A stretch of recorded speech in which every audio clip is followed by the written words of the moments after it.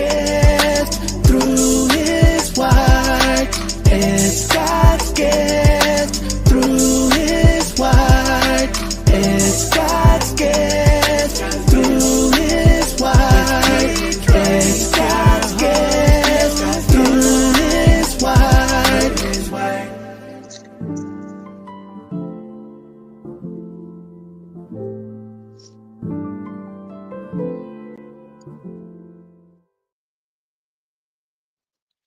Hey, hey, hey, everyone. How are you guys doing? Happy Thursday to you. So, I'm on here just to give a short little message. And I'm also on here to talk about a few things. So, I'm going to do a very short walk today because obviously today is one of those days where you try and get everything in. You can't get everything in because your kids just don't want to bring their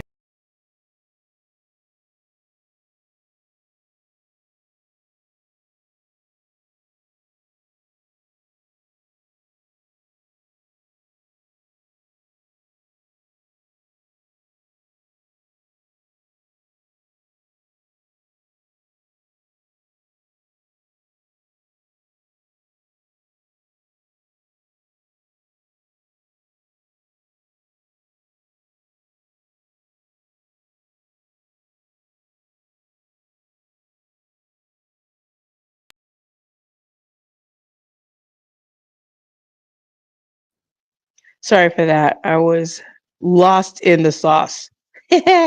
Okay, so I'm back. Hopefully, I didn't lose too many of you. So, anyway, I said I was going to do a very short live right now. And I know the whole live landscape is changing. Everything's changing. Technology is always changing everything. So, it's going to be live and then I'll save it and then I'll just put it back out there, all that great stuff. But anyway, for now, I want to make sure that I am available and I'm gonna do a quick looky loo at you guys because I don't get to see you guys often, and I'm gonna go out here and go do my little 10-minute walk. Cause hey, I know it's been a while, but don't think that I haven't been thinking about you guys because I have. So I'm gonna go out here, go do my walk, and I gotta get off of here. But I just want to say hi, and now get off. All right, let's go. Let's go do our short little walk because I gotta be back in time for some people. And I was telling you guys that I had to go run around because my daughter forgot her water bottle and my son forgot his mock resume that he's supposed to turn in. Like, Mom, can you bring it? I was like, oh my gosh, you guys have forgotten everything. It's not like I don't tell them to get their stuff together. But anyway, so I'm going to do this short walk because I got to be back. But I just wanted to talk about sometimes you have to pause. And I have some two things that I wanted to share with you guys. And this should be a good 10-minute walk. So hopefully that'll be good. And I have this little pop mic I'm going to start using, see how that, kind of works out. We'll see. But anyway, I'm gonna just walk up this way and then walk back. So what ends up happening is I was doing BSF and I have a few different things that I have to do, and they were asking this question about justice and mercy and if you had any examples. So I was like, okay. So I got to be put out in a room with one of the sisters, and we've been in breakout rooms all the time. So it's just like every time we're in a breakout room, it's her and I. So she's like, welcome back, Dink. I was like, I know we've been in breakout rooms at least for, I don't know, maybe 4 or 5 different times together, which is not a problem. I don't mind talking with her. So we had to describe for our questions, when have you experienced justice and mercy in your life? And so for the justice one, I said I experienced justice, when I was going through my divorce, and there were some things going on with child support. And for some reason, every single person I'm in contact with, and pardon the background noise, you guys, it's really windy out here today. Anyway, I experienced justice when I was going through the child support court system, and I was trying to get the divorce and everything going on. And so every person I went into, excuse me, they would always tell me, "Oh, you don't want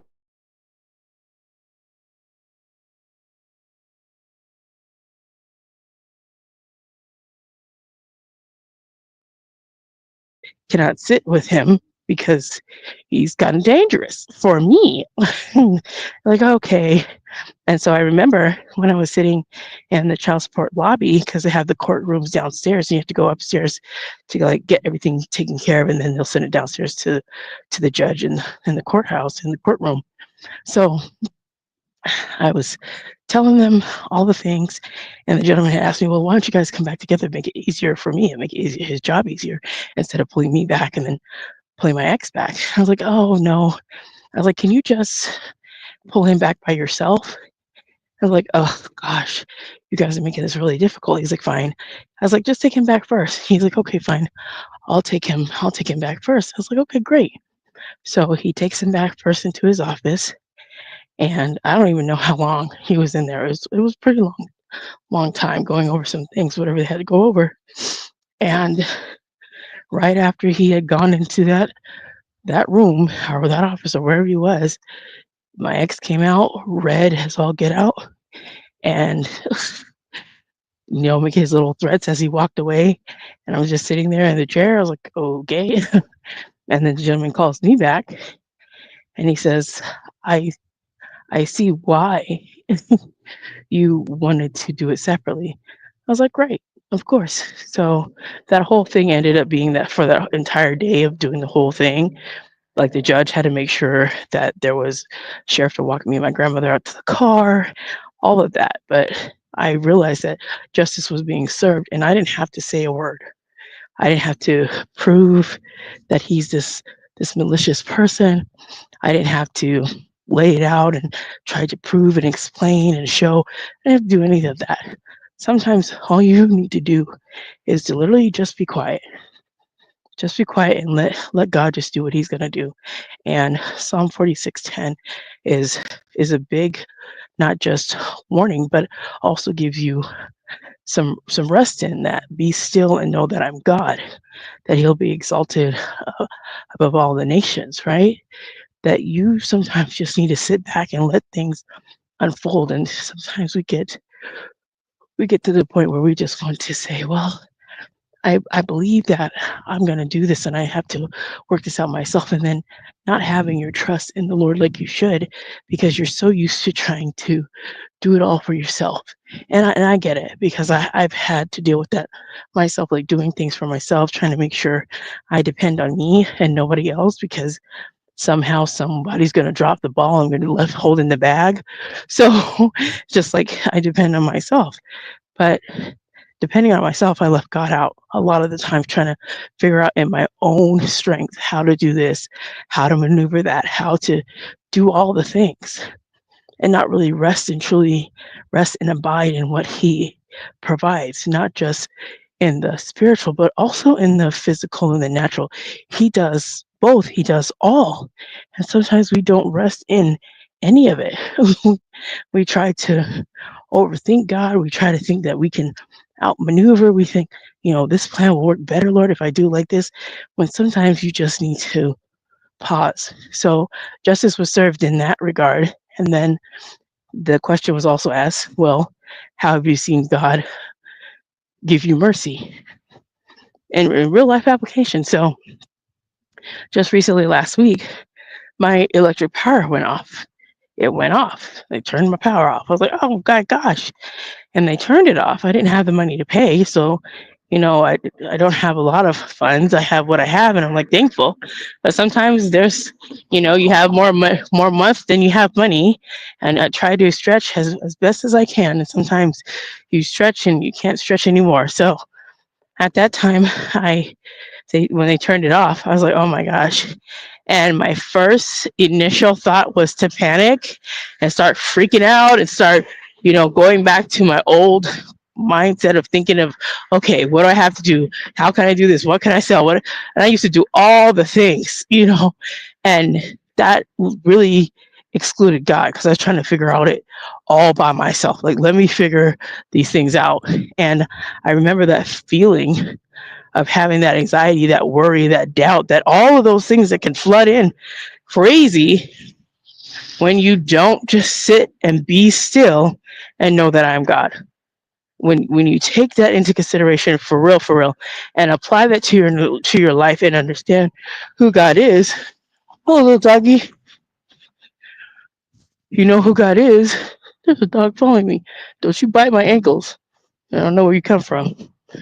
I don't have a stick to hit you, but I don't want to hit you. Anyway, no, no, no. Go away, go away. Sorry, little doggy. This little doggy is following me. You better follow me home. No, no, no. I'm sure you have a master. Okay, sorry, you guys. I was like, go away. I'm like, no, little doggy. Shoo, shoo. Okay, anyway, I'm not gonna hit the dog, you guys. I was just saying that. I was like, he's a little cute dog. He's a little cute. If I knew, I was like, I don't have any food. Not gonna give you anything. If I knew that my kids would be responsible and take care of a dog, I would. We only have a cat, and I barely would do that. So anyway, back to my story. I got sidetracked because this dog is following me, and here he comes, just trot, trot, trot, trot, trot, trot. He's a little cute dog. Anyway, back to my story. I get sidetracked when I have other things, little dogs following me. Like, no, squirrel. Okay, so anyway, back to the mercy side of the house and the electric going off and all the anxieties and things that I was feeling. So I'm feeling that and starting to rise up inside of me about all the things I think I'm going to try to do to try to maneuver and take care of this electric bill, figure out where I can find some money, ask some friends, beg some people, just do some of the things. And I was like, oh no. So what I ended up doing, got in my word, I was reading it. I started praying. I prayed. I said, okay, there's no need for me to worry like that. What I need to do is be calm, right? Just be calm. So instead, I was just staying calm. I said, what can you do? So I looked some resources up. I reached out to some places. And of course, some of them could not really assist. Good little doggy went by himself, went away. And they couldn't really assist. Some couldn't really assist for like a week or two. So I was like, oh, well, that's not going to work because I need something done today. So I kept thinking, I was like, okay, Lord. And I said, I'm not going to cry because this is not a crying thing. This is I need to trust God thing. Well, my mind never thought about a CD that I had that I was trying to save money in, start building up savings and things. And I never knew I could shut it down. So I was just like, I can't touch it. I wasn't touching it. But I was like, oh, it's like the Lord gave me the idea. Why don't you close your CD, pay the penalty, and take care of the bill? I'm like, oh, okay. I said that would have made sense. I should have done that a long time ago. But, the Lord gives you what you need when you need it. So I did that, talked to the electric company, paid what I had to pay. And then I spoke to them and I said, okay, I paid the past due. They said, well, we also want the current bill too. I was like, but I don't have any for the current bill. I was like, but we normally demand both the past and the current. We need both of it. I was like, I don't have almost $600 to give you guys right now. Like, not right now. And so they said, okay. The lady said, let me go talk to my supervisor to see what we can do. And so she comes back on the phone and said, my supervisor said, it's fine. You can go ahead and just pay your normal bill on the time it's due in March. And we will extend to you this one time courtesy. One time. We'll extend you this one time courtesy and we're going to turn your power back on. I said, oh, okay. And they turn it on remotely. So literally like maybe 5-10 minutes, power came back on. I was like, thank you, Lord. And then I had disconnected the garage door. So I had to get that. And I didn't know how to do it. So I was like, okay, how do I do it? And I called this garage door company with of course the encouragement from my friend Pastor Jay, like, you need to call so you don't break stuff. So I called them and they sent me a video and then I got it back working. I was like, okay, so it worked. Good morning. So it started working again because it caught back on the track. I was like, oh, good. And I was like, all that happened within a mere like a couple hours so that when the kids got out of school, they didn't know anything. My two kids that came home, power was on before they even came home. When I picked up my other two, power was on before they even came home. They would have had no idea that's going on while they're at school. God is so good. And when I told the sister that, she's like, "Oh wow, Tanika," she's like, "Those are really good examples of justice and mercy that God provided. What a blessing to see that." And sometimes we don't look at our lives and see that God does serve justice. Sometimes He does serve it right in front of our face, but if we're not paying attention, we can't see it. Sometimes we want God to do these really huge feats of things, and He can. I'm not saying He can't do that, but sometimes the small things that He does, the small justices that you get, the small wins that He gives you, sometimes we act like that didn't even happen, right? And you're just sitting there like, what is this? And I said, for me, inside of myself, when I was in the courtroom in California, sitting there and listening to the judge interact with my ex-husband and him getting upset and getting frustrated. And he said, "You know what, Your Honor, I'm just frustrated. I see. This is what the judge says. I see you're frustrated. I clearly see that." She's like, "But that money that you think you're going to get back, you're not getting it back. It's actually going to Miss Drake." "What? So I'm not getting that money back?" "Nope, you're not." Oh my gosh. Tell him no on that. He was livid. He was angry. That sent so much anger to the point that the judge had to make sure Miss Drake is escorted to her car, and you see her physically leave the parking garage. And I had a police sheriff escort to my car, and they literally stood in the parking garage to watch me leave out to make sure nothing happened. And the judge says, "Not on my watch. I don't want anything happening on my watch. Not today," because she could see how angry he was. So I was like, I didn't have to explain what kind of man he was. I didn't have to explain, this is the kind of man he is. This is the kind of man I've been dealing with. I didn't have to explain that. I didn't have to say anything. And sometimes we just need to sit in that and just pause. Like sometimes you don't have to prove to everyone your situation. Sometimes you don't have to prove to everyone what you're going through. Sometimes you don't have to prove where you've been. You know, when it says be still and know that I'm God, it means just that, as a warning and also an encouragement. Some need to be warned, like, you guys need to know who God is because you play too much. You think God is to be played with, and He's not. He's not your coffee buddy. He's not someone you talk to in your vehicle every day, just sitting there, just talking to Him and making Him a mere mortal. He's not that at all. He is the creator of heaven and earth. He needs to be high and lifted up. And you keep God raised up on His throne, you won't have a problem understanding how big He is. And sometimes our minds can't even operate and understand that He operates inside and outside of time and space. And we can't do that. And our understanding of time is not like His. It will never be. And our understanding of how God does what He does will never make sense to us. So when I had that little small epiphany, I was like, it didn't take as long as I thought before. It took longer for resolution to happen because I would sit and I would murmur, I would complain, I would ask God, why is this happening? Where are you, God? All the things. Instead of remembering, be still and know that I'm God. I would always be questioning. I was like, but that's not what I need to be doing. I need to be thanking Him and praising Him.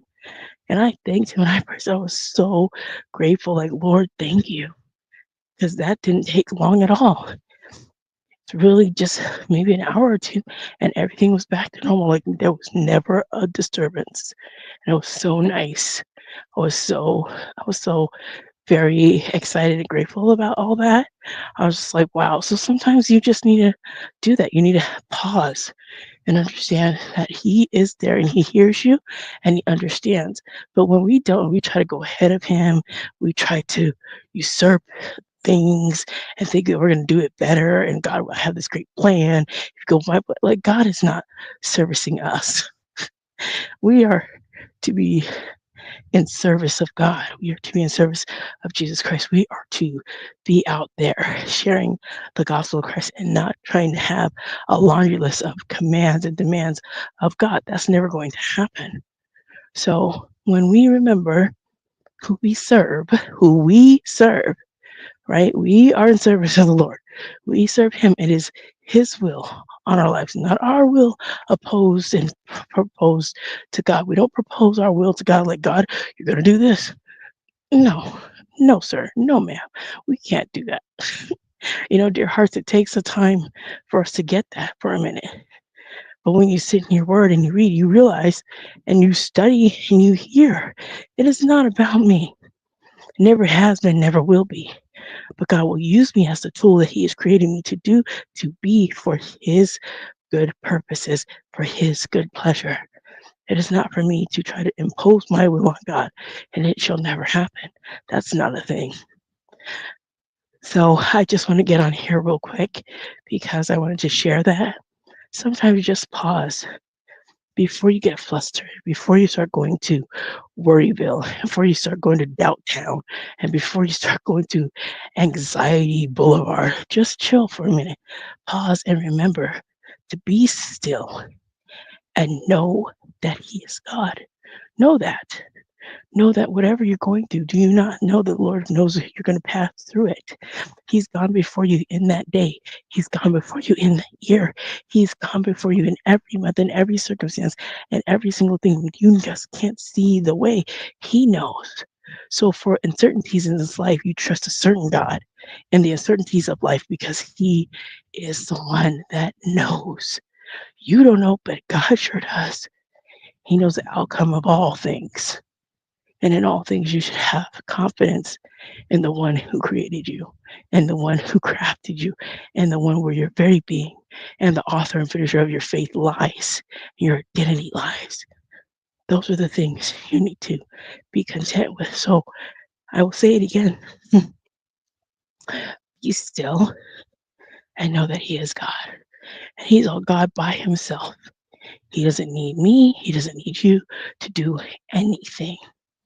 He does it by Himself, and He's a good and great and merciful God. And that part is a good thing. So while yes, the Lord has His wrath, He's never operating independently of any of His attributes. And the way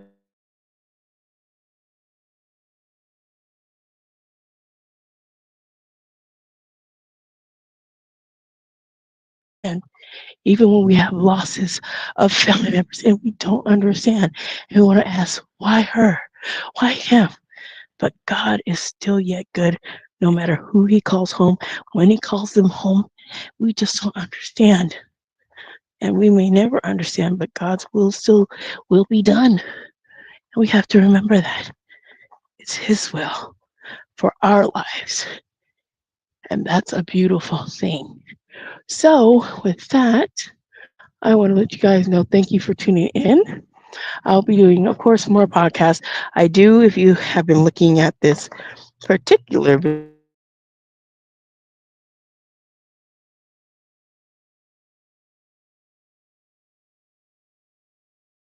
coming up March 1st, and I was so excited to